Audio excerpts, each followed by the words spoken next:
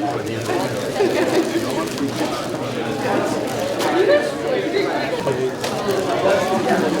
you tell him I have Okay, let's go ahead and get started again.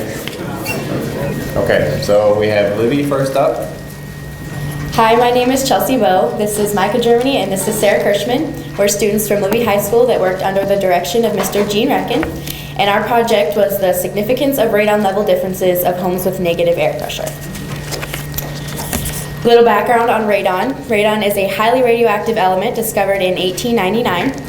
It is tasteless, odorless, and colorless, and is commonly found in igneous rock, soil, and in some cases water. It easily penetrates common household building materials such as wood. There are many health effects associated with radon. Tiny radioactive particles enter the lungs and cause cancerous changes in cells nearby. It's the second leading cause of lung cancer, second only to cigarette smoke. However, exposure does not produce immediate effects. The EPA standard for requiring mitigation for a radon problem is 4 picocuries per liter in indoor air. Any exposure carries risk, and the chances of developing cancer are mostly dependent upon the level of exposure and the amount of time spent in the home that has radon accumulation. Negative air pressure is caused by too much air leaving the home and lack of fresh air to replace it. The tendency for warm air to rise creates pressure differences in the home. This is called the stack effect. This makes the basement pressure lower than atmospheric pressure, and it makes it most likely to have radon accumulation problems. There are many household appliances that can cause negative air pressure, such as fans, dryers, and vents, which take air from the inside and vent it to the outside. This causes the house to draw replacement air from any available sources, such as cracks or in the floor or foundation. Our question was, in similar houses provided some variables, does household activity that creates negative air pressure have any significant effect on radon levels versus when there's minimal to no activity at all? Our hypothesis was there will be a greater level of radon measured when activities are happening in the home and when there's little to no activity at all. We also believe that homes with deteriorating conditions and unfinished basements will have a higher radon level. Our method was we chose 10 homes with similar structures, and we're all built around the same time, and we're in the same vicinity within 2 blocks of each other.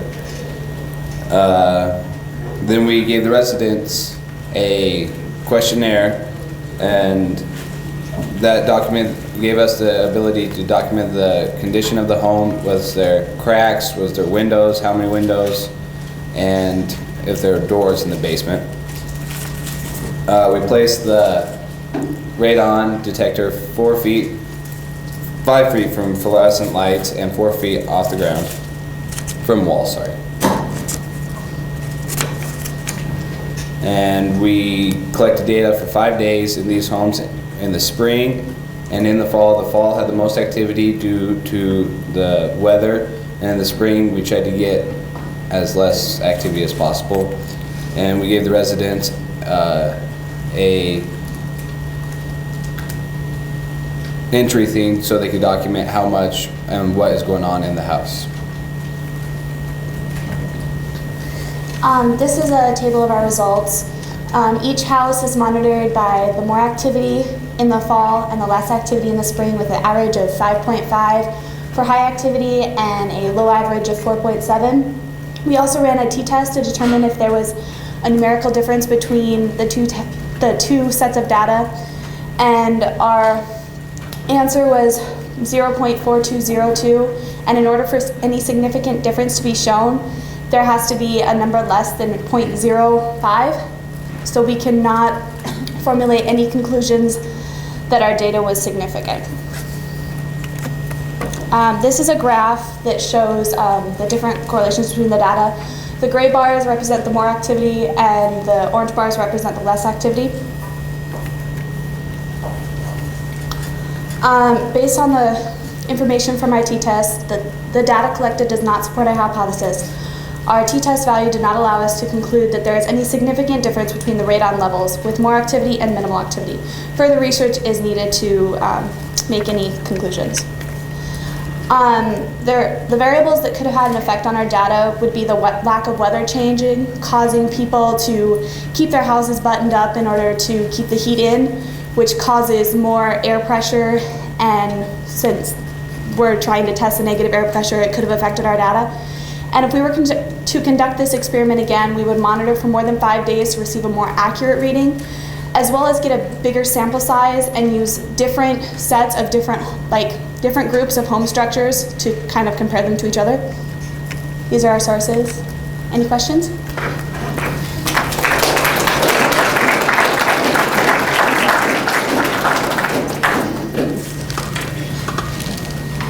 Yes? T-tests are pretty hard to prove unless you have a pretty distinct difference. Yeah. But show me your bar graph again. In how many instances is the less activity orange bar higher than the gray bar? There aren't any. There was one that was actually both times we did the test, they were identical. Yeah, so you might want to work with somebody in statistics to see if you can't come up with a way to put that in a little bit more positive, with a little bit more positive spin on it. Because t-tests are pretty tricky and they usually require a bigger data set. Yeah. Explain how you quantify more activity versus less activity. More activity, we had wood stoves running, dryers running, vents, whatever. We had them document what activities they were running. And because of the weather, we ultimately had to have them cut their activity in half rather than just not run them at all. Because of the heat, they had to run their stoves and they had to wash their clothes and stuff. So it's basically just cut their activity in half and document the hours that they ran those appliances. Hours varies. Yeah, we had them mark hourly activity.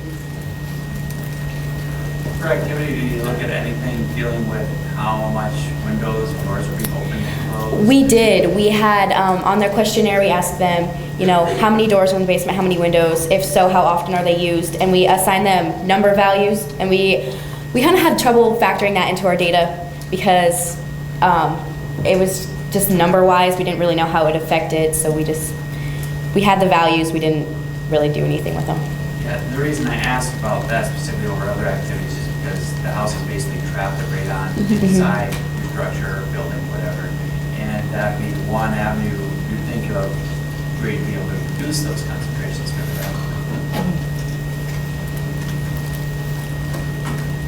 Anybody else?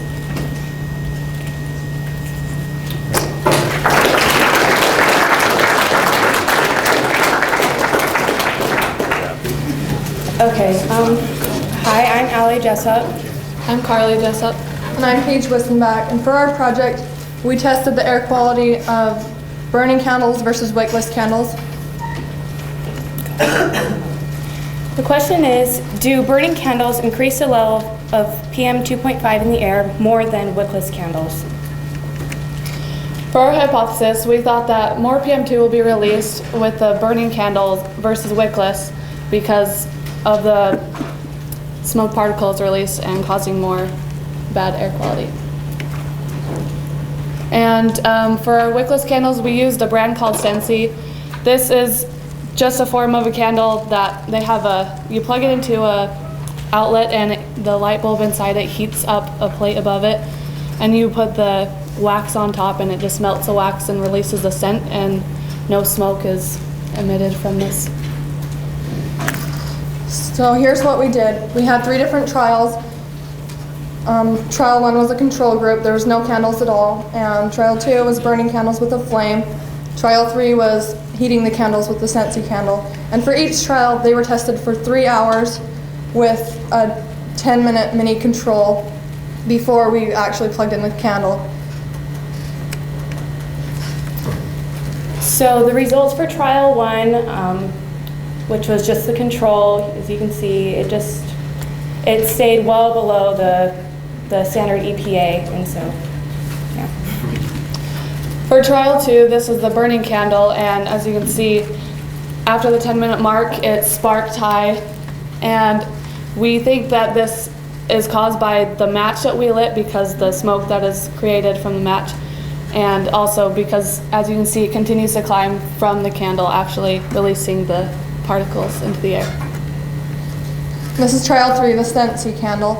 And as you can see, it did spark when we did plug in the candle, but for the most part, it stayed well below the standard EPA. So it is healthy. When we compared the results, as you can see, basically, it just shows that this spiked up, and all these, the control and the Sensi stayed below the standard EPA, and the candle, which we lit, sparked and then continued to climb up above the 200 mark.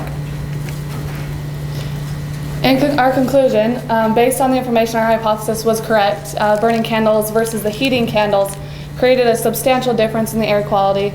The burning candles released bits of smoke and soot that polluted the air, causing the PM 2.5 levels to increase and making it hazardous to the air quality. These results show that the Sensi candles are healthier for our environment and for us to breathe in and smell good. So some improvements that we could have done is we could have completed the test on the same day. We did do them on different days, but at this relatively the same time. And we could have constructed more trials for more results to be more accurate, and we could have recorded them for longer. And also maybe in some different rooms as well. We did this all in the same room. So what's next? From the results of this experiment, we hope to have informed the audience of the hazards created by burning candles within the home. The wickless candles emit the desired scent without the release of toxic smoke particles. So by replacing standard burning candles with the wickless candles, individuals can make their home and workplace a safer environment for coworkers and friends. Any questions?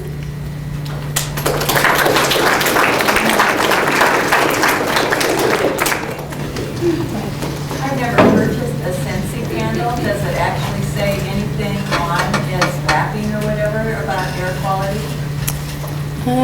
Not to be. No, so it was we just decided to use that one because it's what was available to us at the time. The gal who invented Sensi candles lives in Idaho. You might want to get a hold of her. That could be a good marketing tool. Okay. Does kind of sound like an advertisement, I guess. Go ahead. Sorry, I may have missed it. How far away was your readings from the candle or the Oh, it was about 5 feet. And it was the away. same for each test. Each time. And, yeah. 5 feet. Go ahead. Do you know what the yellow ball of flame is around the candle? Can you explain? Yeah, so actually those are glowing soot particles that are inside the yellow part of the flame. There's a thin layer of blue on the outside. That's the actual combustion zone where things are being changed into CO2 and water. And all the yellow stuff on the inside, that's carbon soot that's glowing, so it's not surprising at all that you have a lot of PM 2.5. Yeah. Any more questions?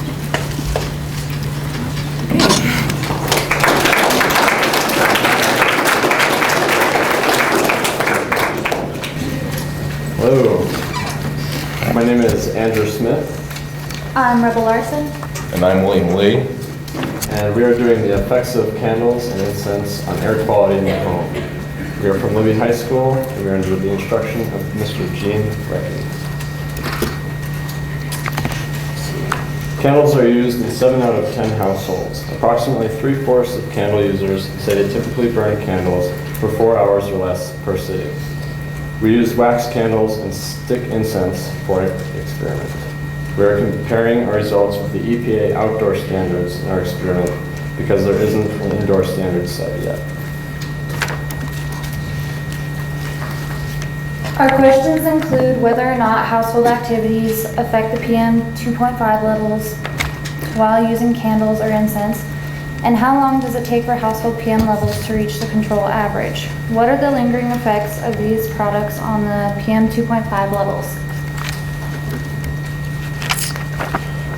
Due to the visible particulate output of candles and incense, we hypothesized that PM 2.5 levels will raise significantly during use of these products. Similarly, We predict that activity combined with these products will increase PM levels more so than without. We believe that activity in the rooms will stir up the PM and raise the levels, and we base our hypothesis mostly upon personal experience with the lingering effects of smoke from these products. Okay. Here we have a diagram of what we did using Microsoft Paint. We used one room and 3 different houses to conduct our tests. We set the dust track at 4.5 feet above the floor in the room to simulate the average height of someone sitting or standing. The testing products were set 5 feet away from the dust track at all times while testing was taking place. We had a series of 6 tests in each room. Our control consisted of no household activity or use of products.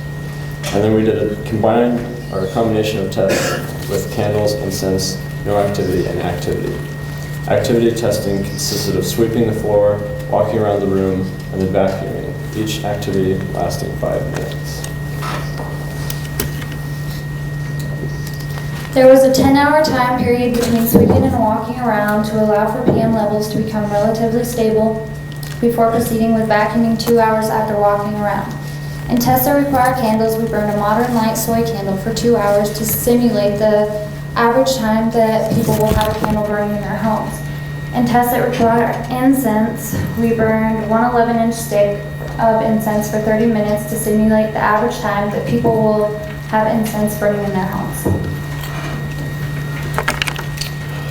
As you can see by our graph, overall activity is much higher than no activity.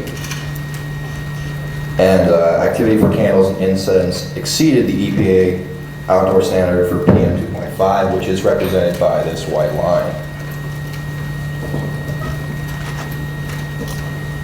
We measured the time it took from the peak until it reached the control for both candles and incense. Even after the candle went out after 2 hours, the smoke lingered for a much longer time. The incense was only burnt for 30 minutes and it still had a lasting effect on the PM 2.5 levels. Incense took 14.5 hours, and candles took 12.5 hours to reach the control. In conclusion, candles and incense raise PM 2.5 levels above the EPA standards for daily and yearly acceptable averages. Incense affected PM levels more so than candles. Activity does not necessarily affect PM levels while using these products. While using incense, activity dispersed the smoke, leaving the PM levels lower than without activity. The lingering effects of the PM after the candles and incense went out significantly made a difference in our data. Possible sources of error. There was some uncontrolled airflow in and out of the rooms. In one of the testing areas, there was a heating vent system which we were not able to seal, which could have skewed our results slightly. There was some difference in room size and flooring, as well as some of the contents of some of the rooms. One of them was empty because it had just been drywalled a couple months prior to the testing, and others were unoccupied bedrooms. The pressure differences between the homes could have also contributed to these variances and changed the PM 2.5 averages. And also, testing across multiple seasons could have had an effect on barometric pressure and therefore negative air pressure in the rooms, generating more or less airflow in the room, and then through that affecting the PM 2.5 levels. These are our references. And thank you for listening. And any questions?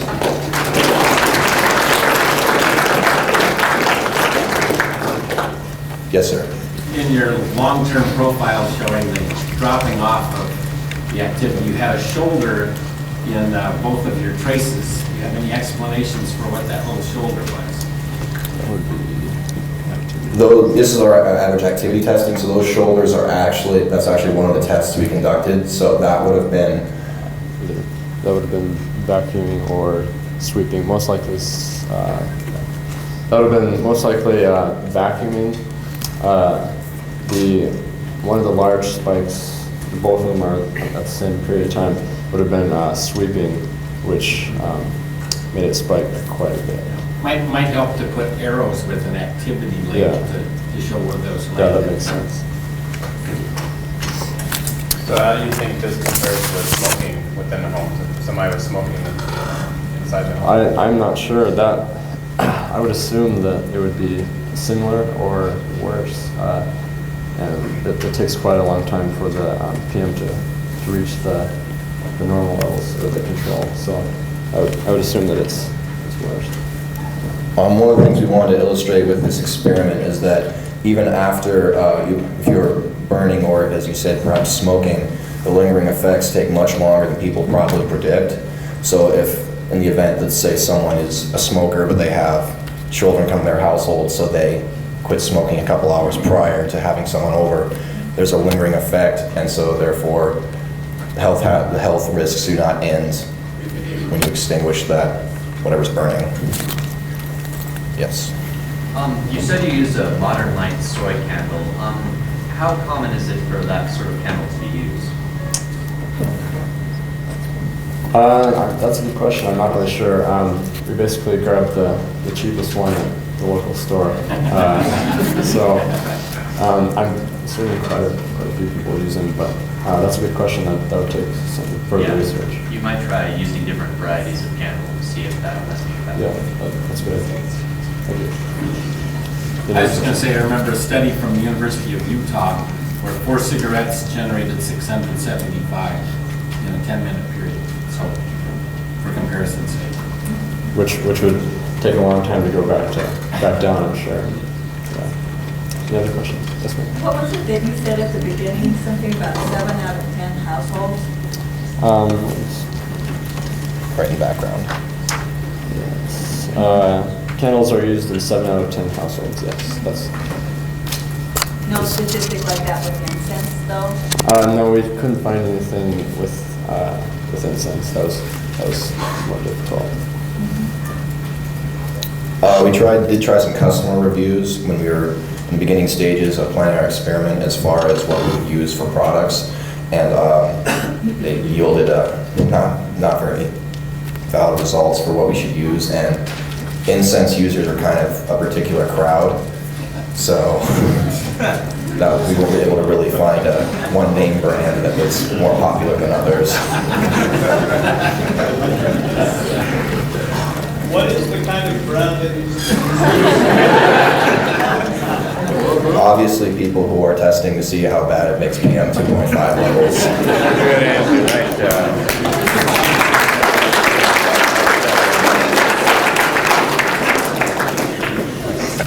Hello guys, thanks for coming to our presentation. My name is Andrew Harris, this is Kanu Vang and Robert Thomas, and we'll be talking about air quality in new versus old house. So our air quality factor is determining whether a newer house has a better air quality than an older house. Our question is, does the air quality of the house change depending on the age, location, and whether pets are in the house? Our hypothesis is the newer house will have a better air quality than the older house, as well as the house located out of town and the house without pets.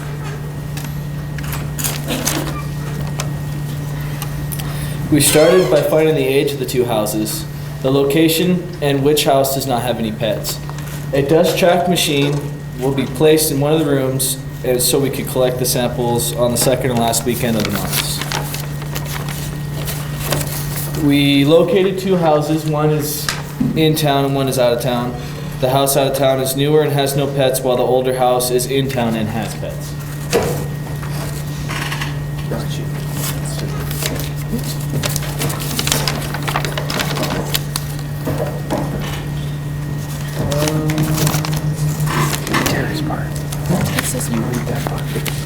The results of the total average for the newer house is 0.042 PM for a particular PM 2.5 levels. The results for the older house is 0.044 particular.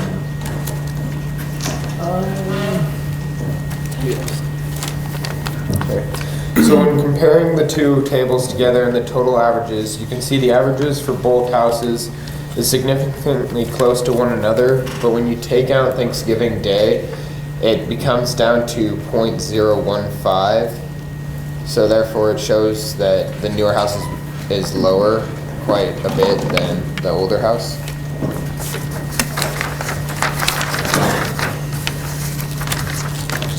The old house versus new house, this graph shows the averages of the overall project. We took the averages of the averages, maximum and min, in this graph. We included Thanksgiving. That's why the graph, or the cluster of graphs to the left, the blue is higher. Otherwise, it would be lower, like we said, down to the 0.015. Next. We concluded that the newer house has a lower air quality, PM 2.5 in the air, than the older house, where the pets played a huge role. We also found that the location is a contributing factor. For the new house was out of town, where the old house was right in the middle of town. Thank you. Are there any questions?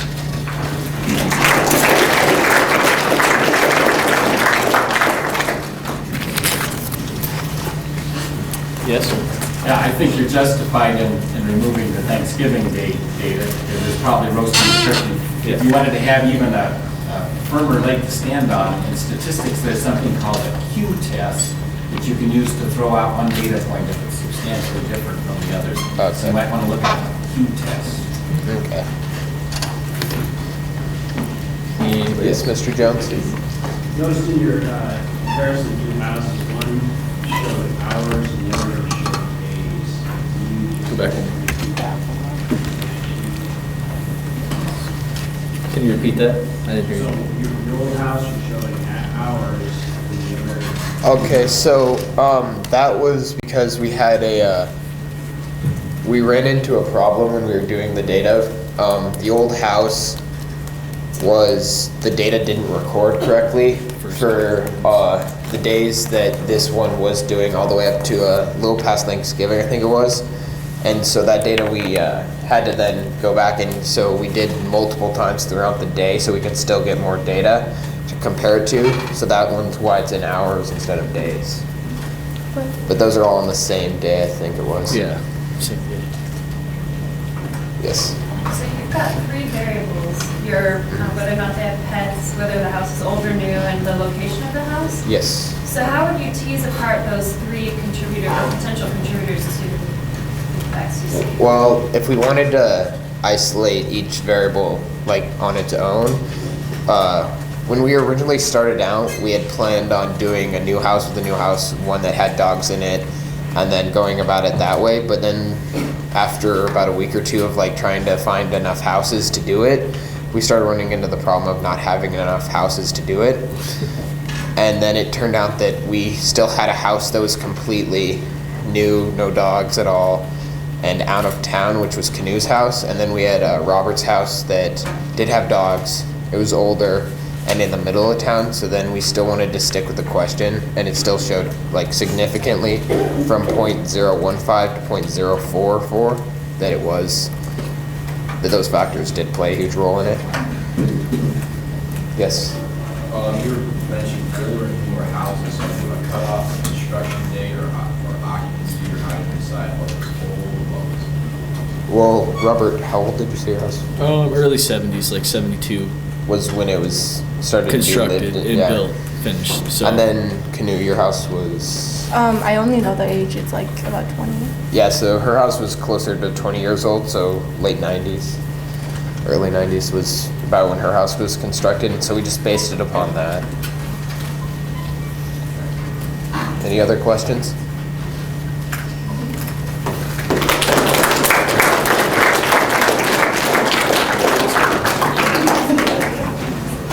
I am RJ Weber, and I'm Anthony Phelan.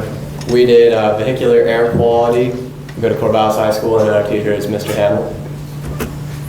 So our question was, does the air quality change in a vehicle when the car heater is turned on? And our hypothesis is, if you turn on the heater, the air quality in the car will change because of the fresh air being circulated. The procedure was we had 5 minutes just control in the vehicle, and then after 5 minutes turn the heater on, and Repeat the process. Don't open any windows or doors. Don't like turn on the air conditioning or mess with the heater. Just keep it constant. These are the 4 vehicles that we tested. 88 Dodge Ram, 88 Ford F-250, 94 Ford Explorer, and then 08 Ford F-250. This is the Ford. Right off the bat, it starts out really high, way above the outdoor average, which probably not good. And then the minute the heat turns on, shot up, and it just kept gradually rising over the period of 5 minutes. Then we have the Dodge. Once again, it started out just really high, stayed pretty constant, and then the heat turned on. Had this spike right here. I got kind of bored, turned on the music, subwoofers, kind of rattled some stuff around. But after that, kept gradually going down, that's good. The Ford Explorer, it started out really low, had this spike. I have no idea what that was from, but it just kept gradually going down, and then when the heat was actually turned on, it didn't seem to make a difference at all, just some more random spikes in there. And then the 08 Ford, it just did great, like, whole time. Very good air quality, way below the average. Heater didn't seem to make a difference at all, so if you have asthma, probably want to buy a Ford. So our results are the air quality gradually had less and less PM 2.5 after the heat was turned on in the 88 Dodge and the Ford Explorer. In contrast, the amount of PM 2.5 went up after the heater was turned on in the 88 Ford. And lastly, the 2008 Ford remained constant, other than a few random spikes. So the conclusion was the air quality isn't really affected by the heater. It was in the 2 oldest vehicles, but there wasn't enough consistent data to suggest that there's going to be a difference in every car. But what we did come up with is the older the car you have, worse air quality you're going to have in it. So buy a new car if you have asthma and you're sensitive to smoke and other stuff. Don't buy an old car that's going to leak oil into the heater or something and kill you. Things we could have changed was test more vehicles, test the vehicles in the same weather conditions, and do a longer test. Probably not turn on the sub. Don't listen to music if you're bored either. That messed up our results a little bit. And that's the end. Any questions?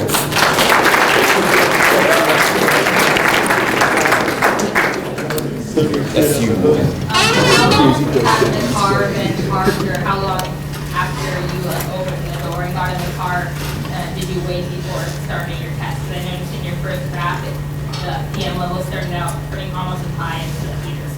Well, waited about a minute, just getting in, kind of just getting the little thing set up, all that. All the cars I tested had been daily drivers, so none of them had been sitting around in a field rusting away. So they all were pretty fresh. How big were the subs? How big were the subs? They weren't that big, but 2 6-inchers, just big enough to disrupt the back of the seat, get some dust and stuff flowing in there, probably some cleaner from cleaning the seat. So were these tests done while the car was parked? It was running. The car was parked, but it was running the whole time. So then the next question is, what were the outside weather conditions? Were they windy at all? They kind of varied. The 94 and the 2008, I did those in the morning, and then the 2 older ones I did later at night. I'm thinking the outside air quality could have affected it. Maybe just the air getting in there in the first place was bad, but I'm kind of hoping it's just the cars that are just awful, and that new cars have much better air quality. Yep, right back there. Do you think that the exhaust for the cars producing affected the air quality? Probably not, just because it's not like I was sitting in there revving them up. They're all just idling pretty pretty constant. Unless the exhaust was like coming right into the cab, I don't think it'd be a problem. All the exhaust pipes were, your exhaust pipe was like, yeah, they're all fine exhaust pipes, so no exhaust leaks there. That didn't throw it off at all. Were the interiors of the cars the same, or were they? I can tell you that all my stuff was pretty clean. There was not a whole lot of dirt in there. The trucks were all single cabs, and then the Explorer, it was longer. It was pretty clean in there. Material? Let's see. No, the newer Ford was leather. The two old trucks were cloth. What was? The Explorer was cloth. Then the Explorer was cloth too. So that could have affected it, maybe. Yep. I don't know my trucks very well. Were these all gasoline fueled vehicles or were some of them diesels? Yes, they were all gasoline. None of them were diesels. What about sedans? Do you only tested trucks and SUVs? Yeah, that's all I have. I don't have any. You also only tested American brand cars? Once again, all I have is American cars. I try not being biased and just using Fords and Dodges, but can't help it. That's all I have. All right, good job.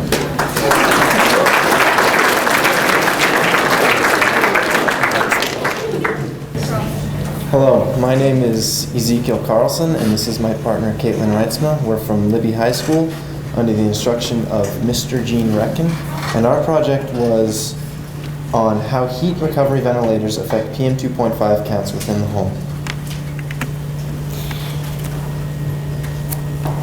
There has been an increase in airtight homes in recent years due to a desire to conserve heat. Lack of ventilation causes PM 2.5 and other air toxins to accumulate within the home. One solution is the heat recovery ventilator, also known as the heat exchange ventilator. The heat recovery ventilator retains heat while removing air toxins. It draws and filters clean, cool air inside and pushes warm, toxic air out, as shown in the top picture. The clean, cool air and the warm, toxic air pass through the exchange core, shown in the middle picture, where the two samples of air don't actually mix, but rather pass by each other in close enough proximity for the warm air to preheat the cool air.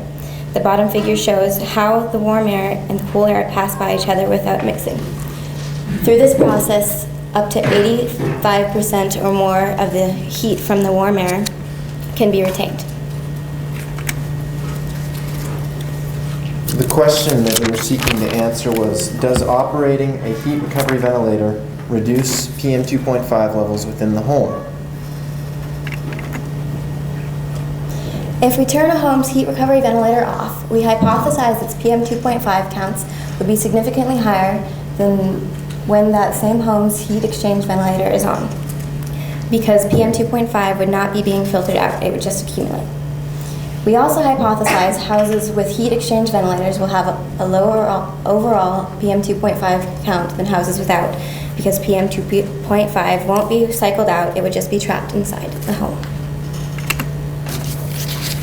The way we went about this was we placed two PM 2.5 dust track monitors within one home with the heat recovery ventilator. We did 2 tests in 2 days. The first test, each were 24 hours. The first test was with the heat recovery ventilator on, and the second test was directly afterwards with the heat recovery ventilator switched off. We compared this data with the heat recovery ventilator on versus the heat recovery ventilator off. We then went on to collect data from homes with no heat recovery ventilator. We compared this data with the heat recovery ventilator on and the heat recovery ventilator off data. This graph shows the heat recovery ventilator on data versus the heat recovery ventilator off data. The blue is the on data and the red is the off data. As you can see, when the heat recovery ventilator was on, the PM 2.5 levels were higher than when it was off. This is another graph comparing the averages from the three. On the left is the heat recovery ventilator on average, in the middle is the heat recovery ventilator off average, and on the right is the homes with no heat recovery ventilator, and that's their average. As you can see, the homes with no heat recovery ventilator falls in between the heat recovery ventilator on and the heat recovery ventilator off. We performed a t-test on 2 aspects of the data to find out if the information was viable. Results at or below our chosen alpha of 0.05 mean we can draw conclusions from the data. When we compared the heat recovery ventilator on data against the homes with the heat recovery ventilator off data, our result was 0.189. When we compared our heat recovery ventilator off data against homes with no heat recovery ventilator, our result was 0.61. Our t-test results show that our data has no relationship and we cannot draw conclusions from it because both t-test results were over 0.05. Further testing will be necessary to prove anything, but the data suggests that heat recovery ventilators increase PM 2.5, which is not what we predicted, and then homes with long-term heat recovery ventilator use have a lower PM 2.5 count, which is in line with our hypothesis. Ways that we could improve our experiment would be reduced variables between the homes. There was structure differences. Most of them were 2-level houses, but we had, I think 2 homes were 1 level, so that might have played a factor, and age. All the houses were within 10 to 15 years of each other, but there are differences in the ways homes are made between the years. Location. There were some that were down by a river. There were some that were out near a golf course. There was just different outside factors that could contribute to that. And then difference in home activities. The way that people heat their homes in the winter. Some have wood stoves and some have heating systems that that don't put out any PM 2.5 particles. Ventilation system differences such as vents, ductwork, and to prove our hypothesis true, to prove or disprove our hypothesis, we would need a larger sample size. Approximately, we would need to do 90 houses. These are our references. Any questions?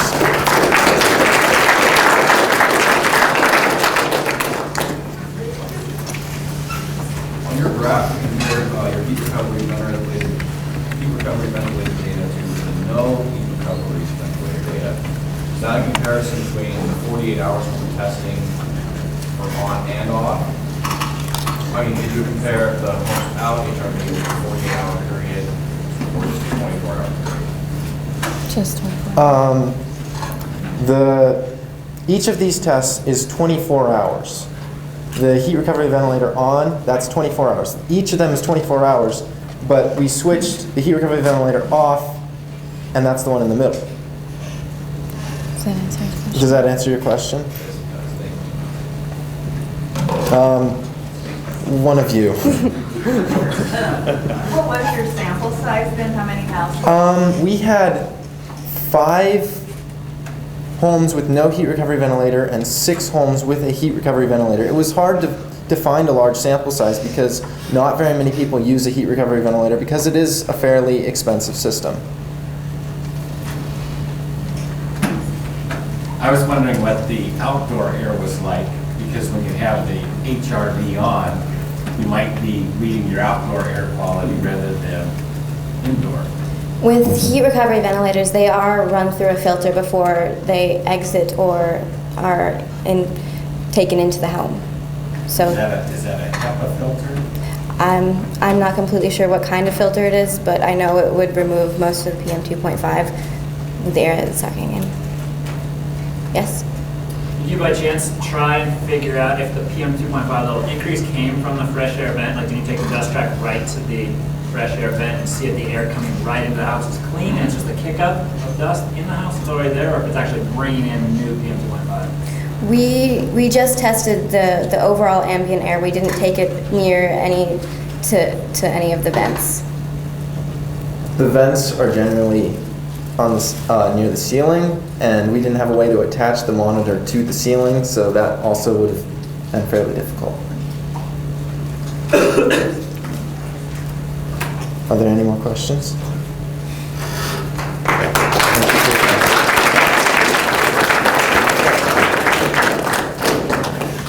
Hi, my name is Skylar Catino. This is Rachel Tillman, and that's Julia Michaels. We're from Big Sky High School, and our teacher is Mr. Jones.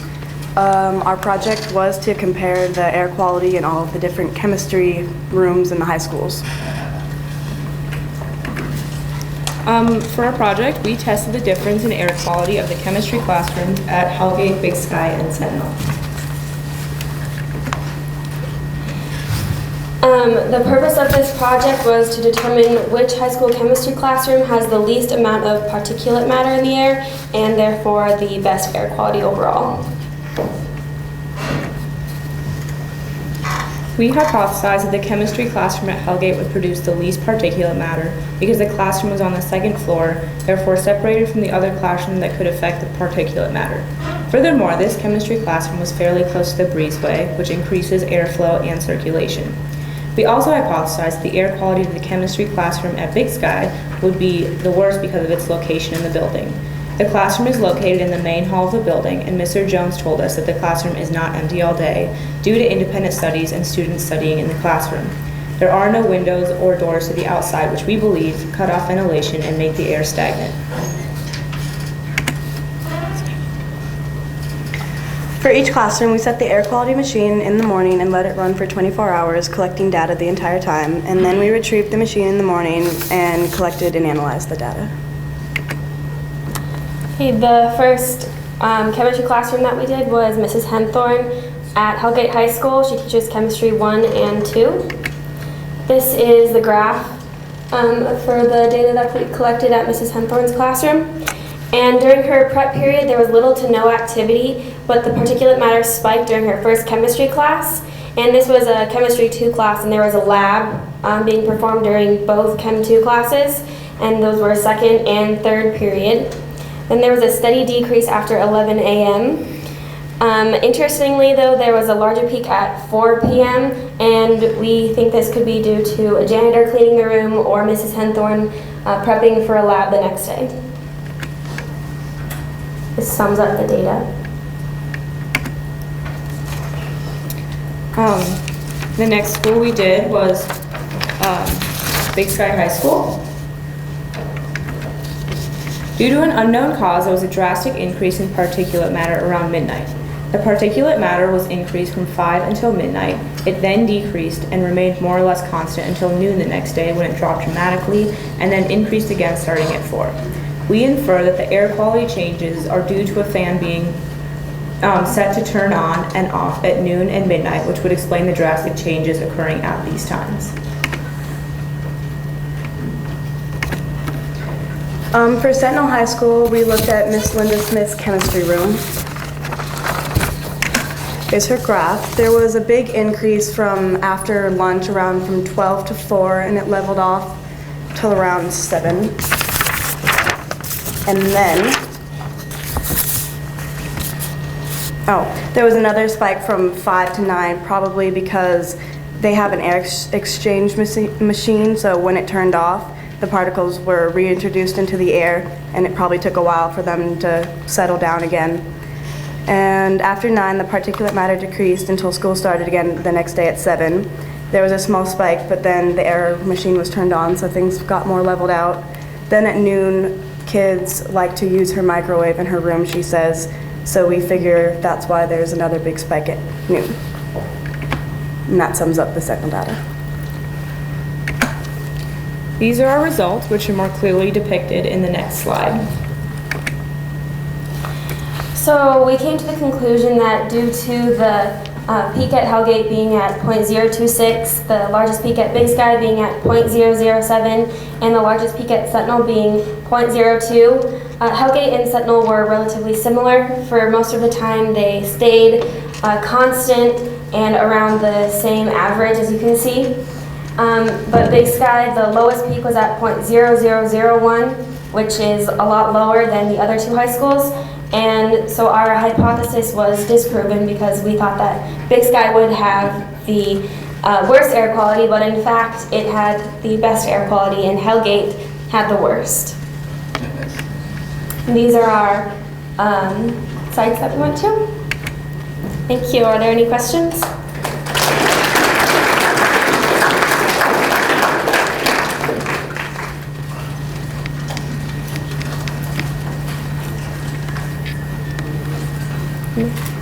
And so when you mentioned the situation with Hellgate where it was located in the big sky, Sentinel kind of in the middle sort of scenario between those two? Sentinels, if I remember correctly, if anyone goes to Sentinel, they can correct me, but I think it was the location of the chemistry room.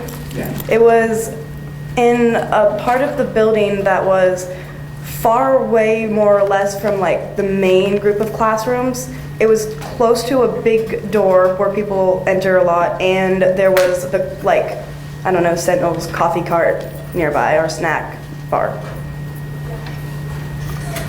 Yes. Yeah, at Big Sky, there's no windows, but it's got the common corridor in between the lines of classrooms. Is that got a suspended ceiling such that you could disperse any particulates out over a larger area, or is there a structural ceiling that would hold things in? I don't really know what the...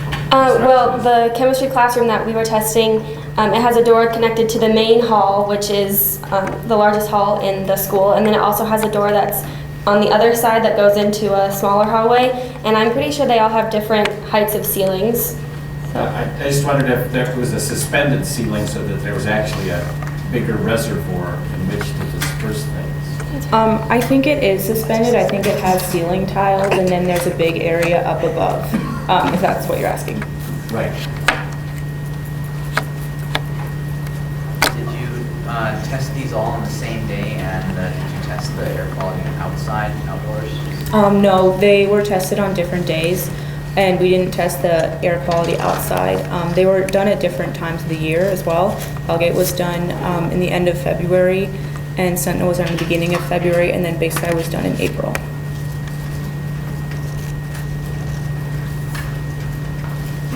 Okay, good job.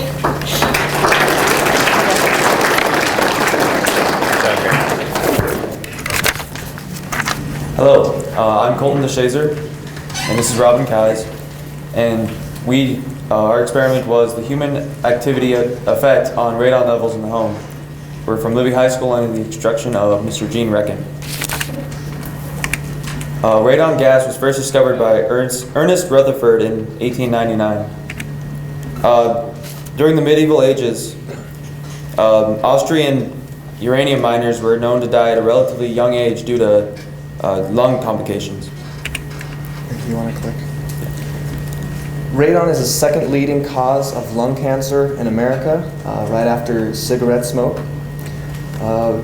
Uranium decays quickly, giving off radon gas, which when inhaled breaks down in the lungs, damaging the lining, which can lead to lung cancer.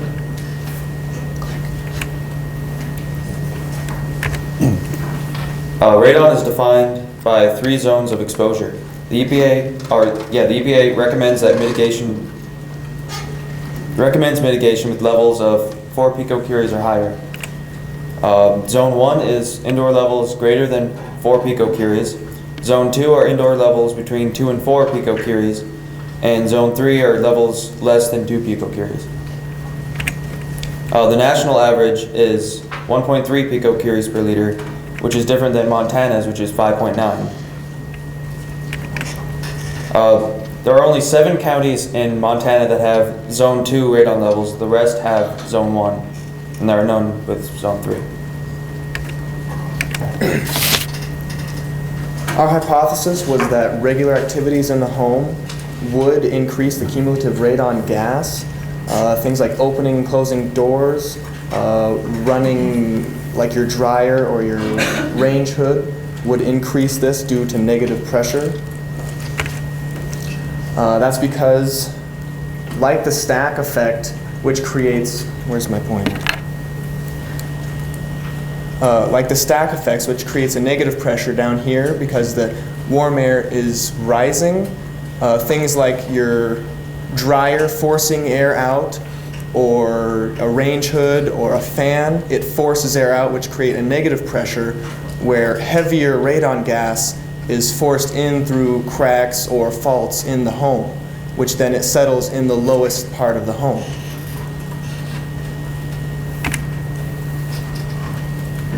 The basis for our experiment was to test how the radon levels, or radon gas levels, were affected by regular home activity. Regular home activity would be anything that may create negative pressure, running vents, range hoods, etc. Dryers and home heating systems that do not have independent, oh, that's the same thing, sorry.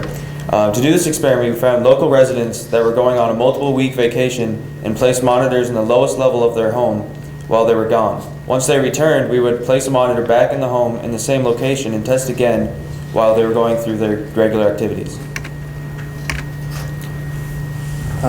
This is a chart of our data. Our original hypothesis was only supported by house 2. We kind of had an oddity with house 1. There was only 0.1 difference in picocuries per liter. That was because while they were gone, they left their heating system on. Unlike the other homes, they had house plants and stuff, so they left it on, which I assume kept air flowing, which really there wasn't much of a difference. House 4 does not have homes with occupants because they were so close to getting home that we couldn't input their data by the time we had to send our PowerPoint to here. Out of our 5 houses, we couldn't really conclude a definite conclusion just because we were subject to such difficult, not many people go on 2-3 week vacations, so it's kind of subject. Revisions would be, we need a longer time to get more homes to be available. And is Montana a problem? Remember that it's an average and it's indoors. Test your home before you say, oh no, Montana, I need to move out. Thank you. These are our pictures and info and whatnot. Any questions?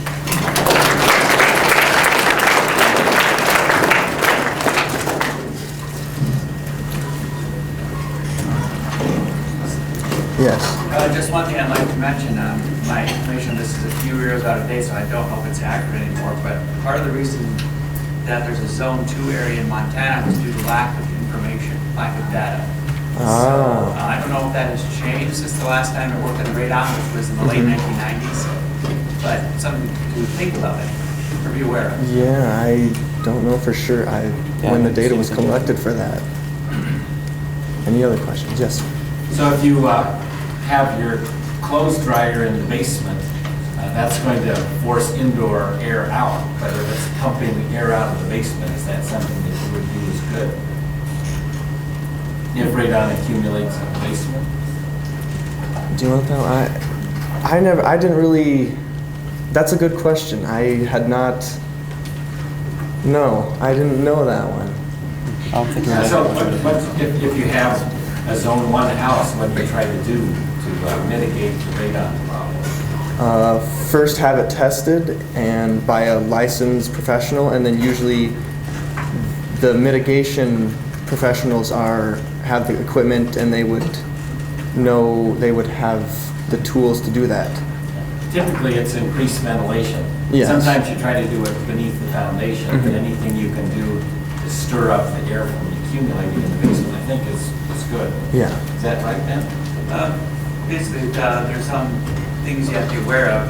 If you're still creating that negative pressure in the basement because you're higher up, so you could still be sucking radon into your foundation and gases through there. So it's a little complex. The most common way to mitigate radon is to go under the slab if you have a basement type house. When you crawl spaces, it gets a little more complicated. Yes.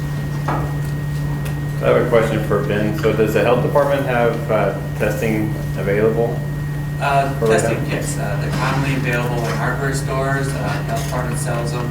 They're fairly simple to do and very accurate, as long as you follow the directions. How was your vacation?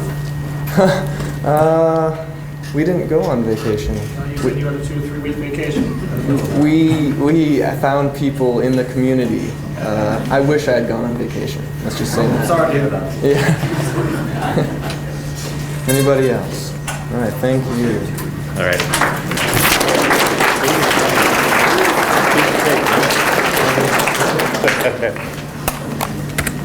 So we did, we're from Big Sky High School, and we tested the industrial education classrooms at our high school. I'm Mackenzie Westfall, and this is Dakota Wilson.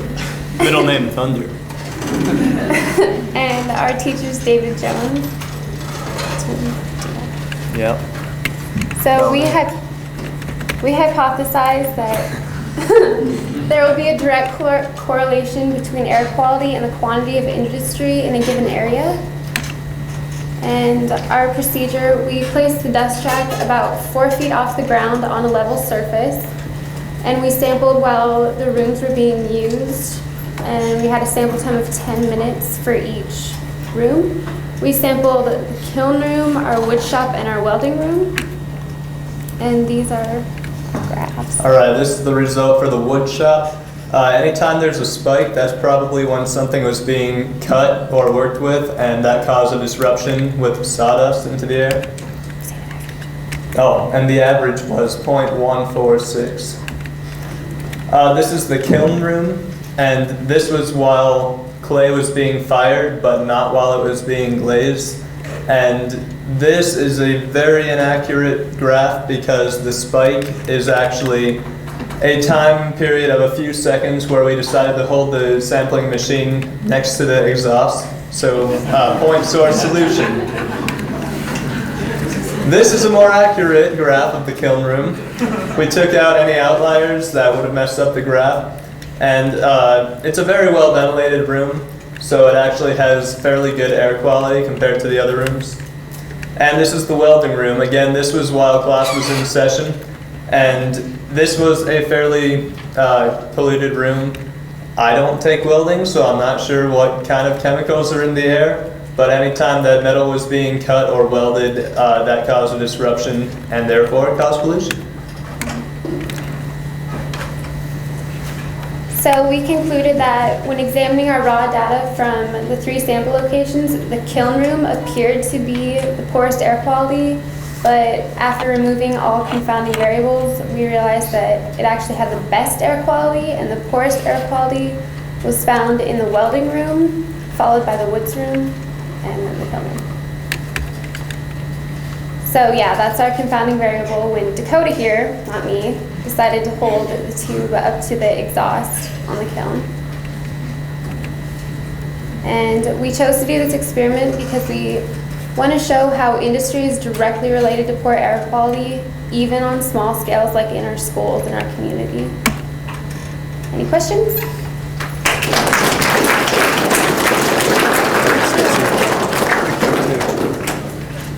Yes. With the exception of the noted outlier, how far was the dust track from the activity that was taking place In the kiln room? Yeah. The dust track was placed directly on top of the kiln, which was about 4 feet, 5 feet away from the exhaust. And like I said, the kiln room was very well ventilated. It had an open door, and it was actually placed outside. Yes. You mentioned removal of outliers. Is that only the data you received from holding the collection tube near the exhaust, or is there other elements that you're removing as well? No, as far as that room went, there wasn't much room for anything messing up. It was only probably a square footage of 12 feet.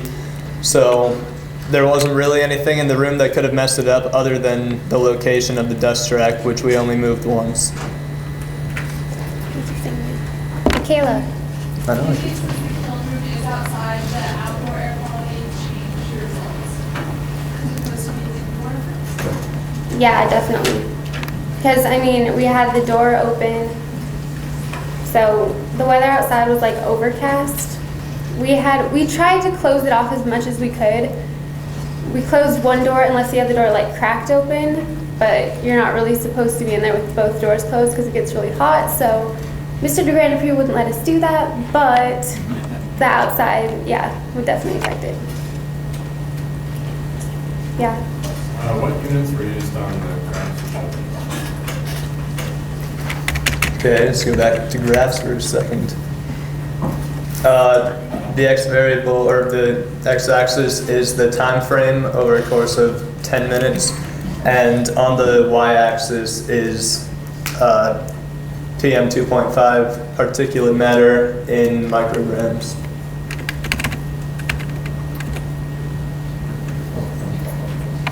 Yes.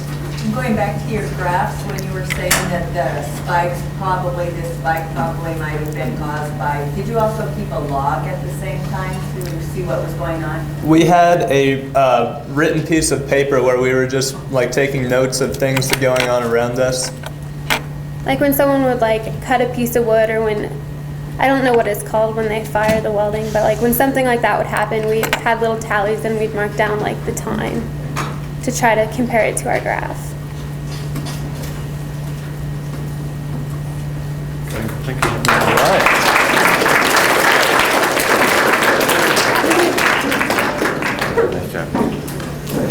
Hi, I'm Mac Record. I'm David Stevens. Testing, 1, 2. Is it? Am I supposed to press it? Oh no. Oh no. Did we get it back right? Start over. Let's try this again. I'm David Stevens. And I'm Mac Record. We go to Corvallis High School, and we guided through the journey through air quality on the wings of Mr. Hammond. Now, before we start, do we have any bacon lovers out there? That's good. We're going to get along just fine. Whoever raised their hand, you can stay. Now we would like to present Bacon Fumes and you. All right, the purpose. Everyone cooks bacon, but the thing you love most, can it hurt you? With increased levels of PM 2.5. Oh God, please no. We wanted to see this. And we wanted to see if there's any differences in between cooking store-bought bacon or a locally cut bacon at a butcher shop. So our hypothesis is that locally cut bacon, because it's local, is going to have cleaner air quality than the store-bought bacon with all those, preservatives and stuff. Oh yeah. So what are you going to need for materials? You're going to need a pound of store-bought bacon, a pound of locally cut bacon, you're going to need a kitchen, you're going to need a dust tank, and you're going to need an electric stove, and 2 good-looking scientists. That's right. So here was our procedure. Before we started cooking, we had the machine running for 5 minutes to, get the air quality in the room. Then we cooked bacon, each of them for 30 minutes. All the windows were closed, so all the particulate matter got into the machine. First, we cooked all the store-bought bacon on the electric stove. Both were at medium heat. And then when we were done cooking, we of course ate it all, but then we opened all the windows and waited until the air quality had cleared to its original level. Then we repeated the process with the locally cut bacon. These are our results. As you can see, pretty similar in correlation. The spikes, I assume, were an increase in overall flavor in the kitchen due to the bacon. But overall, you got pretty high up there, not too good level of air quality you got going on. Yeah, you see that little bottom purple line by the 0? That's the EPA standard.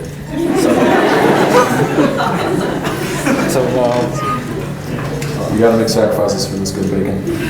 Yeah, and also we had our graph a lot in micrograms instead of milligrams. Tell me which one's the store-bought. The store-bought is the green line, and the local is the blue line. Am I doing the conclusion later? The conclusion. So contrary to our hypothesis, the locally cut bacon, well, it had a little worse air quality than the store-bought bacon.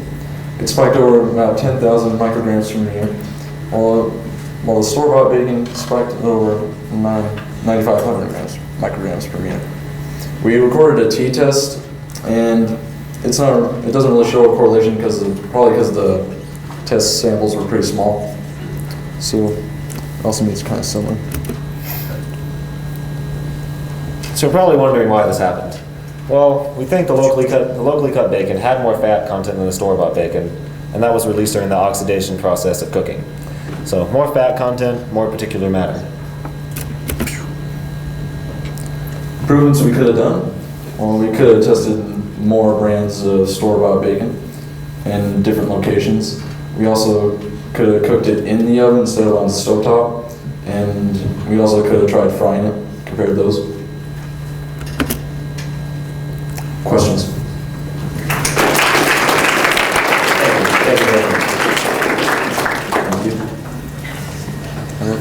Sam.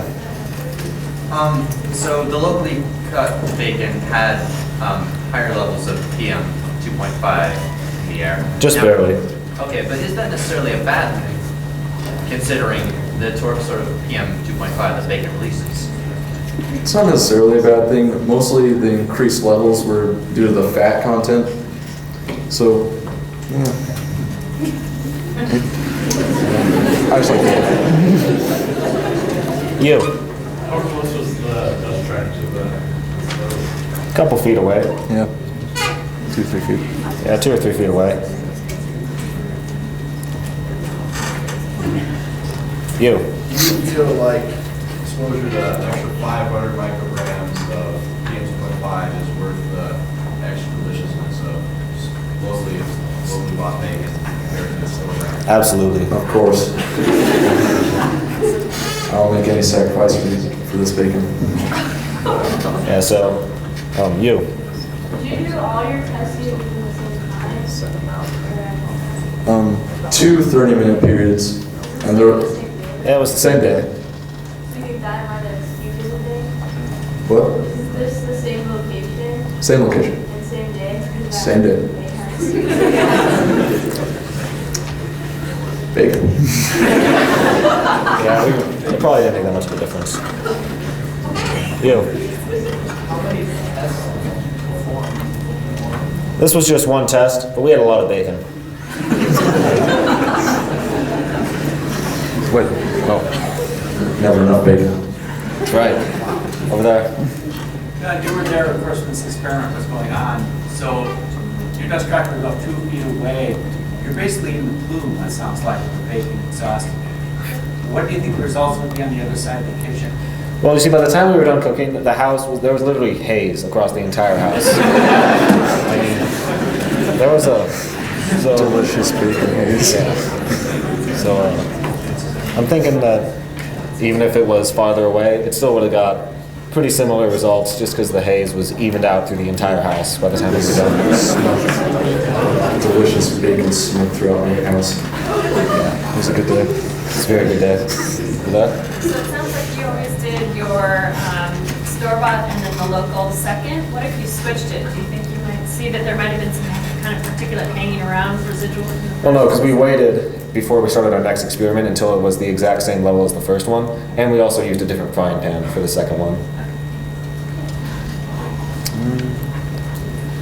Anyone else? All right, nice check.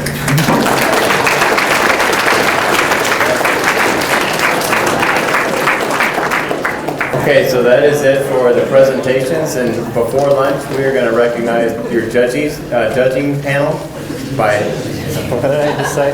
So we're going to call the judges up one at a time and recognize them, because some of them have to get out of here and can't stick around for lunch. So with that said, let's see, who are we? So Miss Nancy Mara, would you come up, please?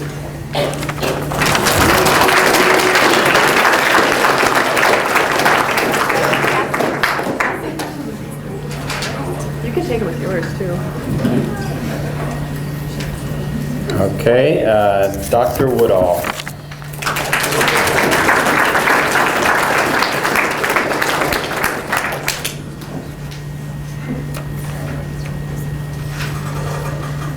Heidi Miley.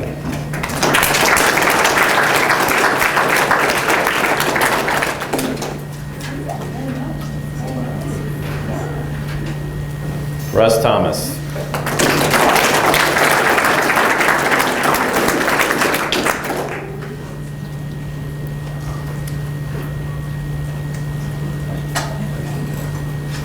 Gee whiz.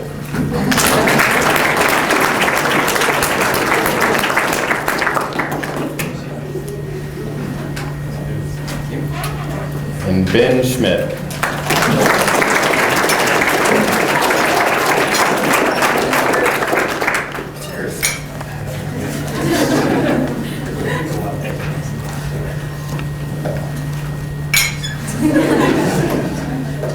just need some bacon. Popcorn. All right, thank you, judges. So next we're going to recognize our poster judges real fast. So is Marcy here?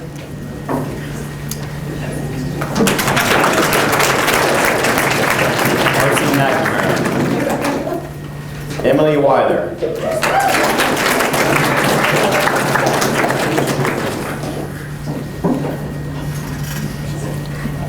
Matt Ferguson.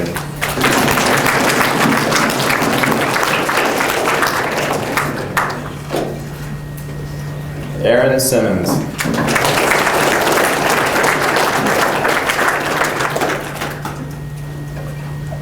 Afreen Ahmed.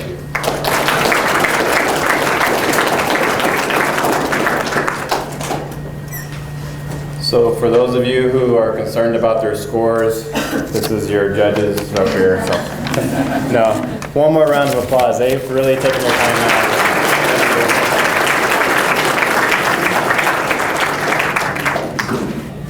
So let's have some fun now, and let's give some prizes away.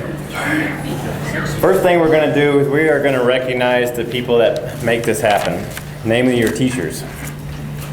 So how about we invite down Mr. Dave Jones.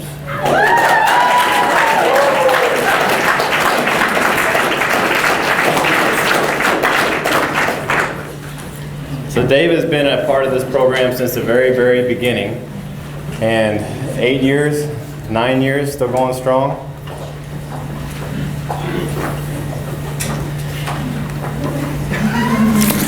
So Earl's big in the group hug, so just be careful out there. So Mr. Brock Campbell from Corvallis.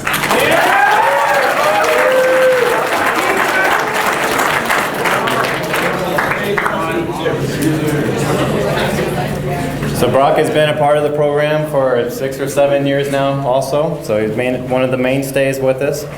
Mr. Gene Reckon from Libby.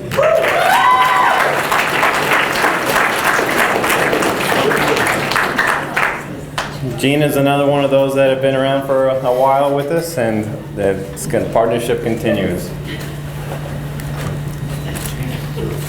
So Kate Dirksen from Sentinel High School.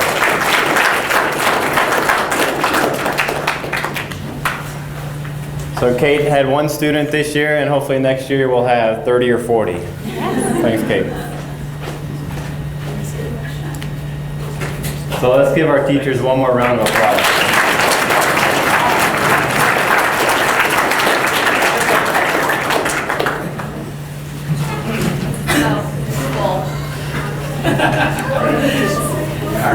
Those are pretty cool. Thanks. All right. So is Cassie still here? Cassie, come on down.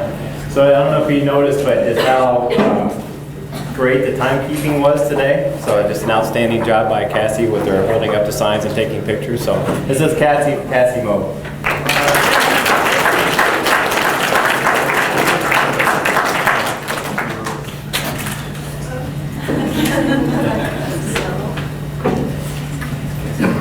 Is Destiny here? Okay. So now we're going to give away the first, second, and third prizes for the posters. And Marcy McNamara is going to announce the winners.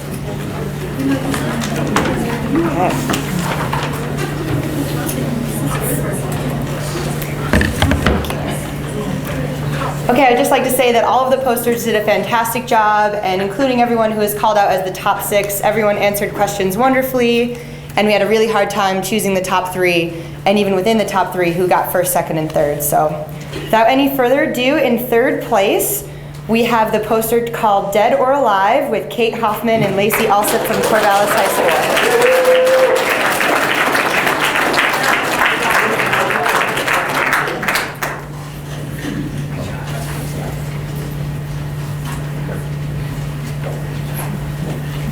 And if you didn't get a chance to see it, the Dead or Alive refers to the burning of dead versus alive pine needles as measured with a dust trap. Thank you, ladies. So in second place, we have the poster titled Effects of Woodworking on Air Quality. That's Austin Heron, Nick Johns, Lawrence Nugent, and Austin Weiss from Big Sky High School.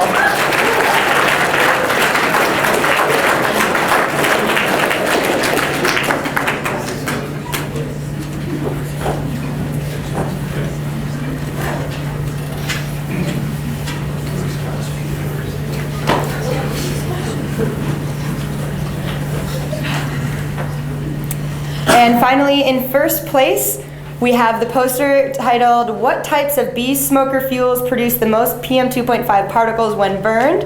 It's a poster by Coulter Zimmerman from Corvallis High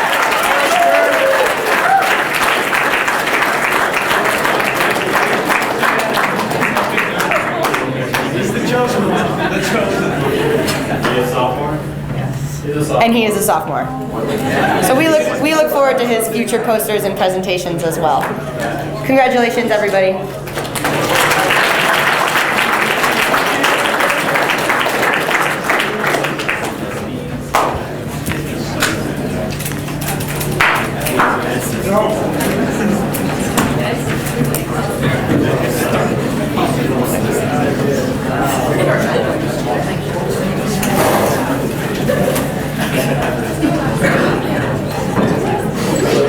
So there's one person that hasn't gotten a gift yet, and one person has really put a lot of work and time into this, so Desiree. Desiree Ware is the project manager at the Toxins program.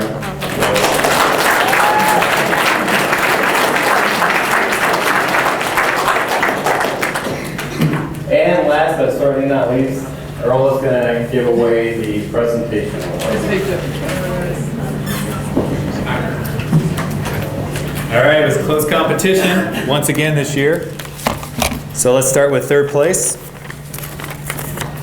From Libby High School, Significance of Radon Level Differences of Homes with Negative Air Pressure, Chelsea Bao, Micah Germany, and Sarah Kirschman.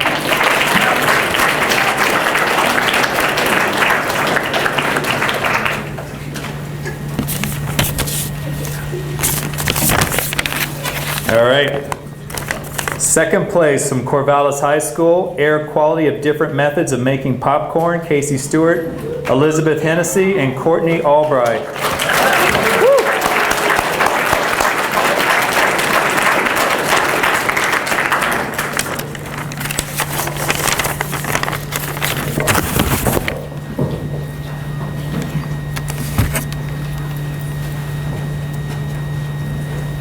And finally, the winner of the 8th Annual Air Toxics Symposium from Big Sky High School, Difference of Particulate Matter at Roundabouts and Stop-Controlled Intersections, Kyle Bresta.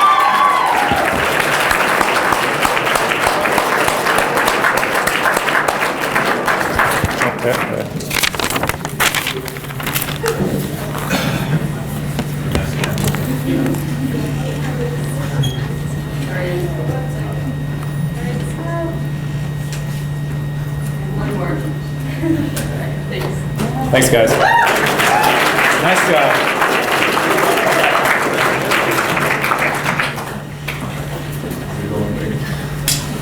All right, I think that's it. Thanks everybody for coming, and we have one thing left. If you want a tour of the University of Montana, Cassie's going to meet you guys outside in 5 minutes if you're interested in that. Thank you.